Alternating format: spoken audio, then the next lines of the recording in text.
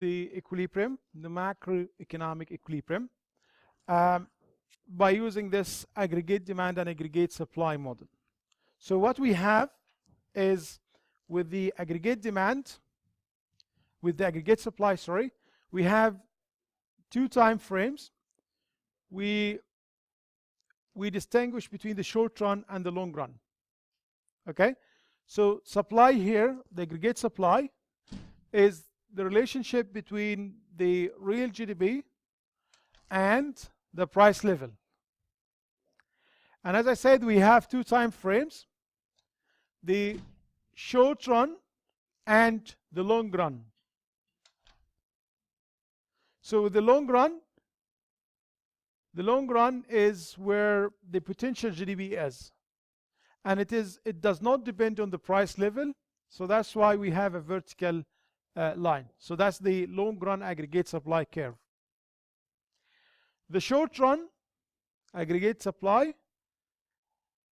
because we assume in the short run wages are sticky, what does this mean? It means they don't change very quickly, so they don't react very quickly.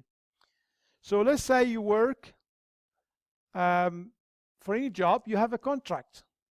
You work for me, for example, and we get a contract together. Okay, and the price level changed, the price level increased, so the value of your income is not the same, so because now the price has gone up. So you come to me and say, I want to increase my wage. I say, no, we have a contract. I'm not happy to change your wage. So you keep pushing, you keep asking, you do strikes, many ways to do that, and then until in the long run I will respond and I'll change your wage. So it's very important to think about this adjustment in the money wage, because that's what explain. If you understand how the money wage adjusts, then you will understand the difference of why in the short run we could be anywhere. The equilibrium could be before or at or beyond the full employment level, but in the long run we'll go back to that point. So in the short run we assume that the money wage rate is fixed, it doesn't change, or it's very difficult to change. That's why we have the upward sloped curve, the aggregate supply curve.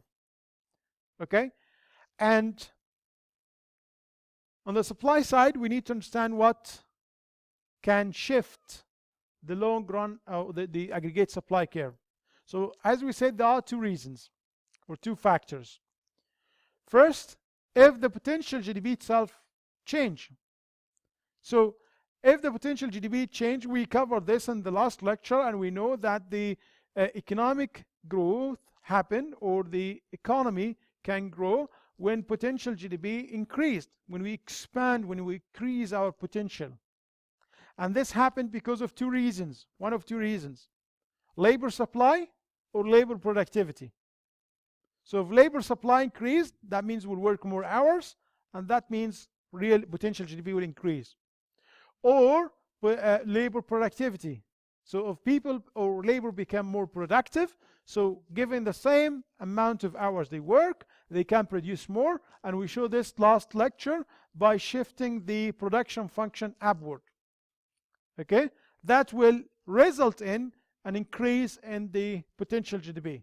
So whatever the reason is, so if potential GDP increased, that will shift the long run and the short run aggregate supply curves. So both curves will shift to the right.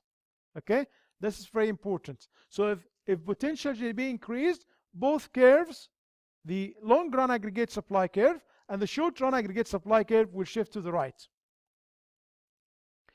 The other factor that can change supply, aggregate supply, is the money wage rate. We assume that the money wage rate is constant, or it doesn't change in the short run, not in the long run. It is flexible in the long run. Okay, so in the short run it is fixed, it doesn't change, it is sticky, it doesn't change easily. Okay, so that means if it change for any reason, this will shift the short-run aggregate supply, but is not going to affect the long-run aggregate supply. So if the money wage increased, this will shift the short-run aggregate supply to the left.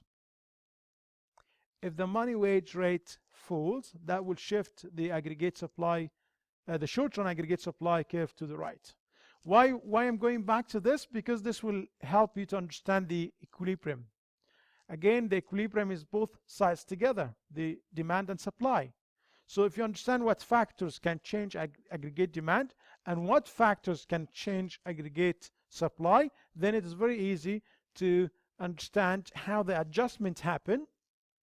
So given that now we cover the aggregate supply side, we know that the aggregate supply can change by changing potential GDP, and this will affect both curves together, the long-run aggregate supply and the short-run aggregate supply.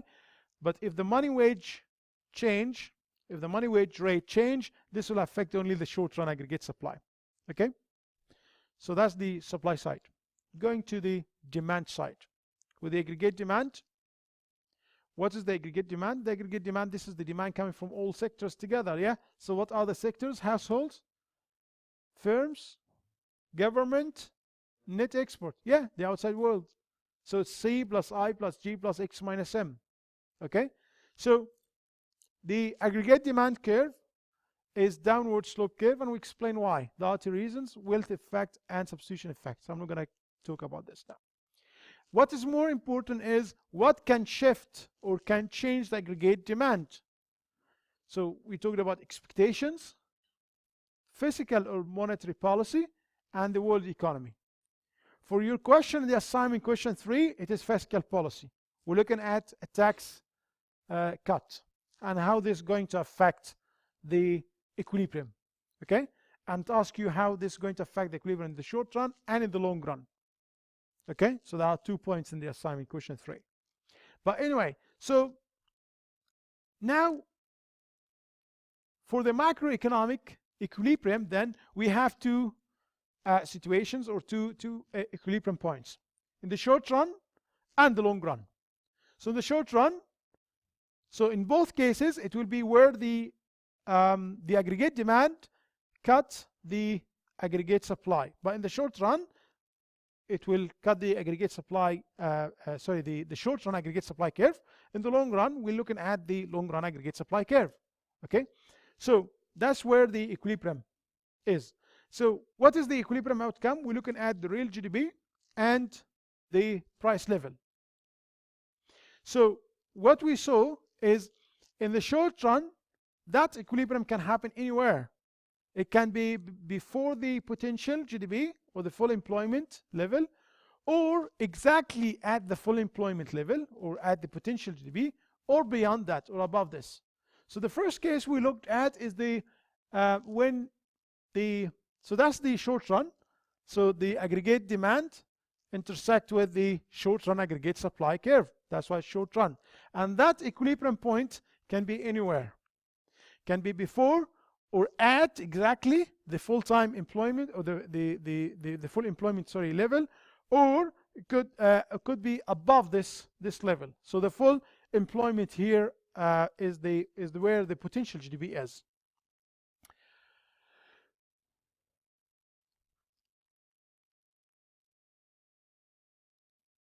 Okay, so let's look at the long run then.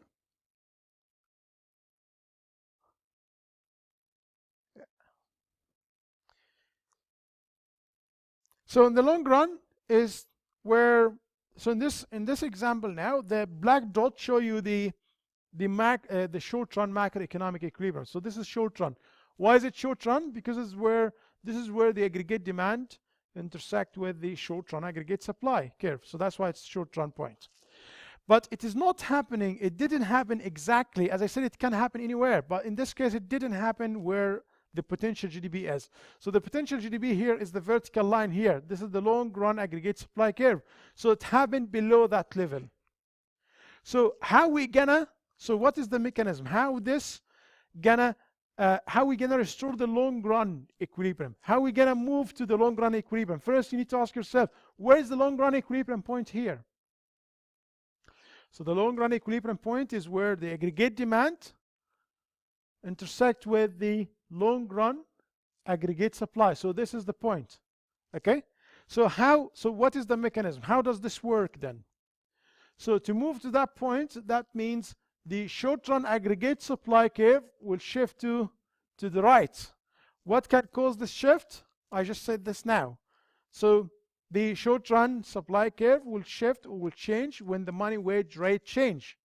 So if the money wage rate fall, that means the short run aggregate supply will shift to the right, which is this case. If the money wage rate rise, that means the short run aggregate supply curve will shift to the left.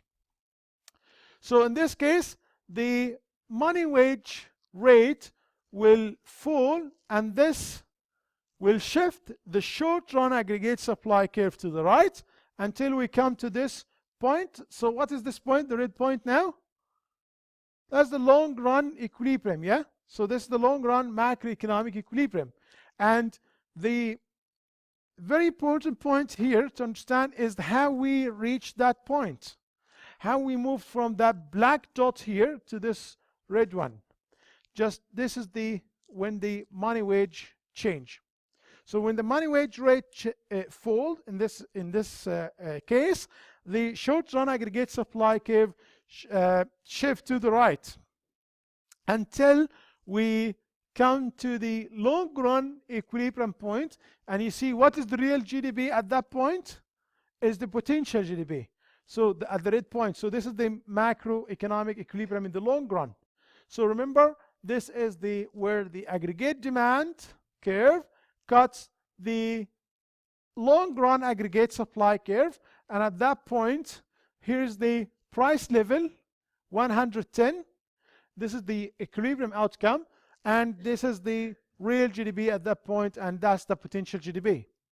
So in this case now, the short run equilibrium happened before or below the potential GDP. And as I said, the short run equilibrium can happen anywhere. It could be before or at the potential or above the potential GDP. So in the next case, or the second case we looked at, when the short run equilibrium happened above the potential GDP. So this is the black dots here. The black dot here show you the short run equilibrium.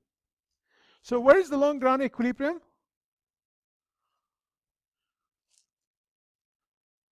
Is this one, where the aggregate demand cuts the long run aggregate supply curve. Okay, so how this adjustment will happen? Through the change in the money wage rate.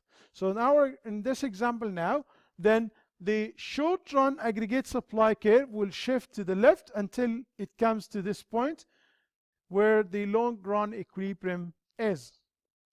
And how this is going to happen? When the money wage rate rise or increase, this will shift the short run aggregate supply to the left. Okay, so and that's until we go back to the long run equilibrium. And again, the important thing to understand here is how money wage adjusts. Money wage rate does not adjust in the short run. It takes time until it adjusts, and that's the main idea in this model. Okay, so in the long run, the money wage rate will be flexible. That's why it will rise, and it will shift. It will cause this shift in the short run aggregate supply to the left until we go back to the red point here where the long run equilibrium is. And that's where exactly the potential GDP is. Okay, so as we said, that is the macroeconomic equilibrium, which is the intersection between the aggregate demand and the aggregate supply. And because we have two curves for the aggregate supply, short run and long run, then we have two equilibrium points. Okay, these two could be the same. So if the short run equilibrium happen exactly where the potential GDP is. So the cases we looked at now, the two cases we looked at is when the short-run equilibrium happened before or after or above the potential GDP. So that's the main idea today. Then we could use the same model, the aggregate demand and aggregate supply model, to explain economic growth, to explain inflation, to explain business cycles, and that's what we're going to do now. So these are the topics we covered, but we could actually show this as well using the same model, the aggregate demand and aggregate supply. So for example, if we look at economic growth, if we start with economic growth, this is the long run equilibrium here is at price level is 110, the real GDP is 16. And again, this is the equilibrium because this is where the aggregate demand intersect with the long run aggregate supply. So what is economic growth? Let's go back to what we covered last lecture. What's economic growth? Yeah, is the increase, this continuous increase in the potential GDP. So that means this long run aggregate supply need to shift to the right if we would say the economy is growing. Okay, so to have economic growth, that means potential GDP need to increase. So what can change? What can increase potential GDP? Labor supply or labor productivity. Okay, so if we work more hours or if we become more productive. So we produce more given the same hours we work. Okay, the same number of hours we work. So these are the two reasons that can change potential GDP. Labor supply and labor productivity, I'll keep saying that until you remember. So labor supply and labor productivity can change potential GDP. Okay? So if potential GDP change, then how this is going to affect our equilibrium here? Is this going to affect demand side or supply side? So potential GDP will affect the long run aggregate supply curve. So if potential GDP increased, that means the long run aggregate supply curve will shift to the right. Okay? And in that case, where's the equilibrium? The new equilibrium point is the intersection between the new long run aggregate supply curve and the aggregate demand. So that means the potential GDP now became, it's changed from 16 to 17. And the price level now dropped from 110 to 90. So that's the new equilibrium outcomes. That's the new point, the equilibrium point. Okay? So that model, aggregate demand and aggregate supply, can help us to understand economic growth as well. Remember how we explained economic growth in the previous lecture last week? We used the PPF, the production possibility frontier. Okay? Also, we can use the aggregate demand and aggregate supply curve curves to show the idea of economic growth. So we can use the same to explain inflation. So we also covered inflation. So how would we use this to explain inflation? In our case now, even in the same case here, if the economy grow from this point, from this long run aggregate supply curve to the red one, but if the money supply increased as well, so if the growth in money supply was more than the growth in the potential GDP, so where the money supply, which side is affected by the money supply? Is it demand or supply? If you go back to what we covered in the last lecture, exactly, demand, thank you. So this should affect the aggregate demand. Okay, so that means if the money supply or money grows faster than the growth in real GDP and potential GDP, that will result in the aggregate demand here shift to the right but this shift now is bigger than this shift in the long run aggregate supply. So this is bigger now, so bigger increase in the aggregate demand compared to the long run aggregate supply shift, and that will result in, now we have, of course we have now 17 here, so we have a higher level of the potential GDP, but in the same time we have inflation or increase in the price level from 110 to 120. Okay, so that's very important now. So the idea is that we use the same model to explain now economic growth and inflation. We also can use the same model to explain the business cycles. So business cycles, when we have this fluctuation in economic activity, and this happen, we can use the aggregate supply and aggregate demand model to explain this. And this happen when the short-run aggregate supply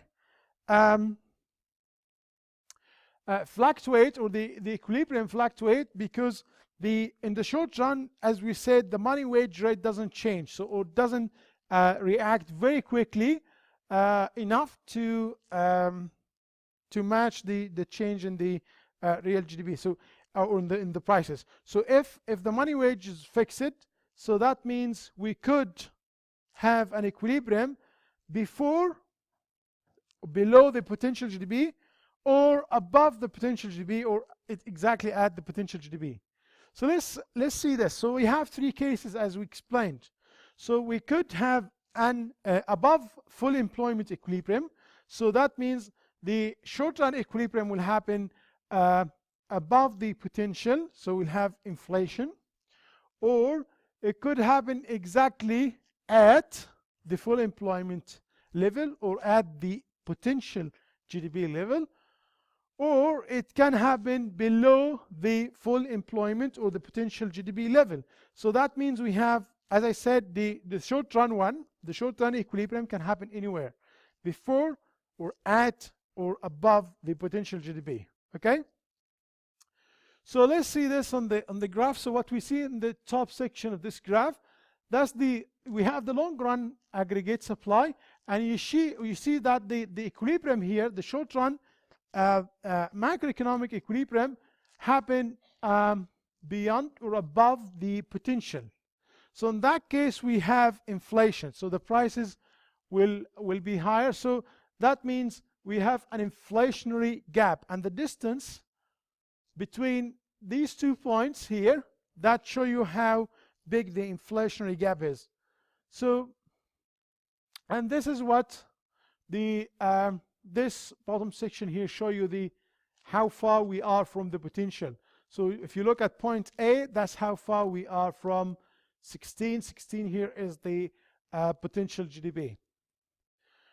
Or, so that's one case. So this is when we have an inflationary gap. Or the equilibrium in the short run can happen exactly where the full employment is. So this intersection between the aggregate demand and the aggregate supply happen, the short-run aggregate supply happen exactly at point B here, where the long-run aggregate supply is, which means where the full employment level is, and where the potential GDP is. So in that case, we don't have inflation or recession. Okay, and the third case, when the short-run equilibrium happen before or below the full employment level or the potential GDP, and this is when we have recession and we have unemployment. And in that case, we explain this in the I think the second lecture on macroeconomics. We have three types of unemployment: fractional, structural, and cyclical. So when we have recessionary gap, so when we have the equilibrium happening before the potential GDP, that means we have cyclical unemployment is high. So at the full employment level, which is this case here, okay, so the equilibrium happen exactly where the potential GDP is, that's the full employment. At that level, we have the natural rate of unemployment. Okay, and at that point cyclical unemployment equal 0. So cyclical unemployment at that point is 0. So we don't have cyclical unemployment. All the employment we have at this point, when we are at the full employment level, we have only fractional and structural unemployment, and that's the natural unemployment rate. So equal the sum of fractional unemployment and structural unemployment. Cyclical unemployment at that point will be 0 at the full employment level. But when we have a recessionary gap, we're going to add to this, so we are above, or the unemployment rate will be above the natural unemployment rate, and cyclical unemployment will be high. And because we explained this before, this is something related to demand, and that's when, as I said, this is bad time for the economy, people losing jobs, firms are not creating jobs for those who lost their jobs, and it's really bad time for the whole economy. So let's get back to the point now. So the point is that how to use this model, the aggregate demand and aggregate supply model, to explain economic growth, inflation, and business cycles. So that's what we did now. So do you have any questions? Any questions related to the economic, not just the equilibrium or economic growth, related to the aggregate demand and aggregate supply model? We haven't finished yet, but I'm just want to make a pause if anyone has a question. I tried to repeat what we said in the previous lecture, just tried to summarize the main points, but of course there are more details that you can go back to, but what I just summarized in the first 5 minutes in this lecture is the most important points that you need to know about aggregate demand and aggregate supply model. So you need to know about the long run aggregate supply and the short run aggregate supply, what can cause change or a shift in the aggregate supply. The same thing with the aggregate demand, what can shift the aggregate demand curve. And then when we look at the equilibrium, you need to understand the short run equilibrium and the long run. The short run can happen anywhere. The long run always at the potential GDP. So in the short run, this is where the aggregate demand and the short run aggregate supply intersect with each other. That's the point where these two curves intersect. And how to restore the, if it happened and we have the short run equilibrium is above or below the potential, then there's something happened here, which is what happened to the money wage rate. So the money wage rate will adjust, and he said in the short run it does not adjust, it does not change in the short run, but in the long run it does, and it becomes more flexible in the long run. And that's how we restore the long run equilibrium, or how we go back to the long run equilibrium. So these are the main points in the whole lecture, in this lecture and the previous lecture. Okay, so what factors affect aggregate supply, what factors affect aggregate demand, and how the equilibrium happen in the short run and in the long run.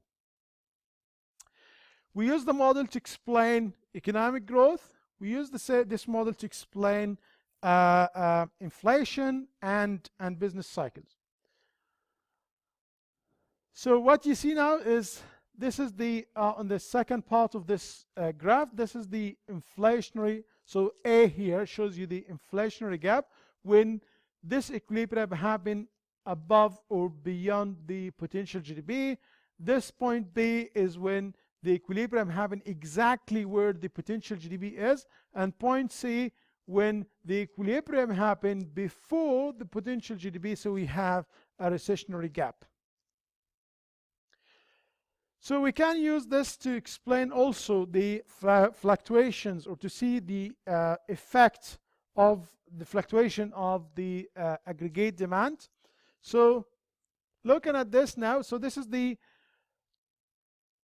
you see that's the short run equilibrium happen where exactly the long run equilibrium is. So that point, this black dot here, so this is the same. So it's the short-run equilibrium because the short-run aggregate supply curve intersects with the aggregate demand curve at that point. And in the same equilibrium in the long run, because that's the aggregate demand curve got the long run aggregate supply curve at that point. Okay, so the question now, what if the aggregate demand increased? So how this is going to affect this equilibrium point? So let's see. Let's say now the aggregate demand for some reason shift to the right or increased. This will shift the aggregate demand to the right. But before we look at this, how we're going to restore the long run, what can shift the aggregate demand to the right? Can anyone tell me? Oh, no, I didn't hear what he said. Yeah, fiscal and monetary policy, expectations, the world economy. So with expectations, so if people expect the income will increase in the future, then they will demand more. So if they expect prices or inflation will increase in the future, their demand now will increase. Again, this will shift the aggregate demand to the right. Or going back to the policy, so fiscal policy, if government increase their government spending, remember G is one of the components of the aggregate demand. So C plus I plus G plus X minus M. So if G increased, this will increase the aggregate demand. So you see, all these reasons can do this, can result in shifting the aggregate demand curve to the right. So this is something we covered in the previous lecture now. So we should, as I said, we should know the determinants or the factors that can change the aggregate demand. And what is the impact? How this is going to impact the, how this is going to affect the aggregate demand curve. So for one of those reasons, let's say the government decided to increase their government expenditure, so that will shift the aggregate demand curve to the right. So now we move from that black dot here, which were the long run equilibrium was and the short run equilibrium. So now we want to see what is the new equilibrium point. So the new equilibrium point here, which is the red one here, is a short run equilibrium point. Why? Because if you look at this point here, this is where the aggregate demand cuts the short run aggregate supply curve. So that's the short run equilibrium point. There must be some adjustment that will take us back to the long run equilibrium. So where is the long run equilibrium? It's where the aggregate demand intersect with the long run aggregate supply curve. Okay, so that's what will happen then.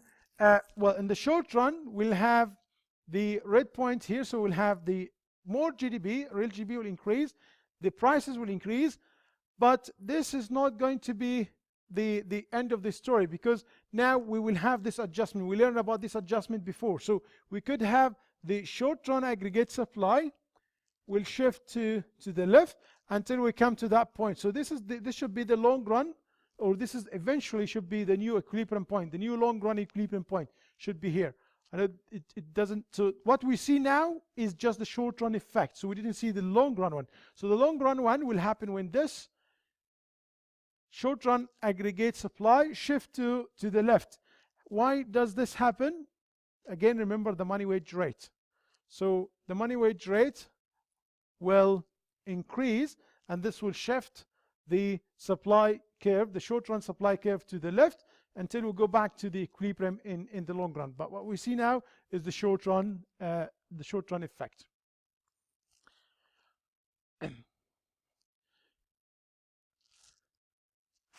So as I said, so this is exactly what's going to happen. So this is the long run effect. So you see, so we have an inflationary gap. So if you go back to this, to the short run equilibrium, so this is an inflationary gap because we have the short run equilibrium is above or beyond the full employment level.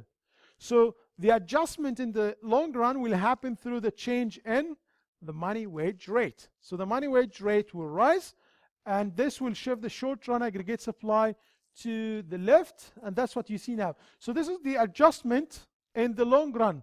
So in the long run, the money wage rate will rise, keep rising, shifting the short-run aggregate supply to the left until we come to this point. So this is going to be the new long-run equilibrium point. So the new long-run equilibrium point here is the red one. So we moved from that one, the short-run equilibrium point, which is associated with an inflationary gap because this happened beyond or above the full employment level. We're going back to that point here, which is exactly where the new long-run equilibrium point is.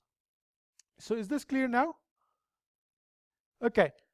So this explains when we have fluctuations in the aggregate demand. So when the aggregate demand now push the short-run equilibrium beyond the potential, how are we going to restore the long-run equilibrium? Again, remember how the money wage rate will react, and this will respond to the change, and this will take us back to the equilibrium, in the long-run equilibrium. Okay, so what about if the fluctuation happened to the supply side, the aggregate supply? So again, we're going back, we're starting from the same point. So this is the equilibrium point. So it's the short run and the long run at the same point, at the same time, because this is where the aggregate demand intersect with the short run aggregate supply, and it's happened that this point is exactly where the long run aggregate supply is, which means that's the long run equilibrium as well. So now, given that we're looking at the case when the aggregate supply fluctuates, so let's say we have a rise in the price of oil, and this is a shock to the aggregate supply. How this is going to affect the economy?